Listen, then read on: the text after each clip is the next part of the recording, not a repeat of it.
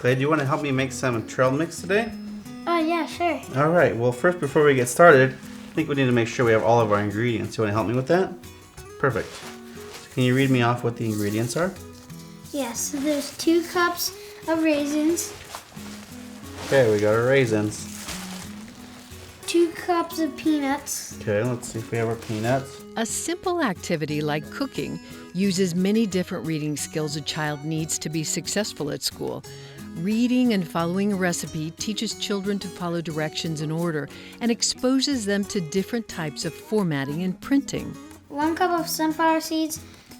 Perfect. And here is our sunflower seeds. Okay, now that we have all of our ingredients out, I think it's good to notice that I don't think we have 2 cups of all these ingredients. So what do you think we should do? We could cut the ingredients in half. That sounds like a terrific idea. So the first ingredient calls for raisins. We'll pull out our raisins first. And how many cups did we say we were going to use? 1 cup. 1 cup. Okay, I'll give you the measuring cup. You can help me scoop these out. Do you know what raisins are? I don't know. They're dried up grapes. Doing activities with your child like cooking provides a perfect time to be your child's first teacher.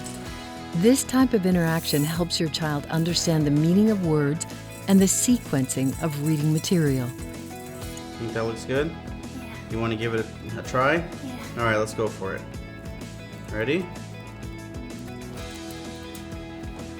What do you think? Good? Good job.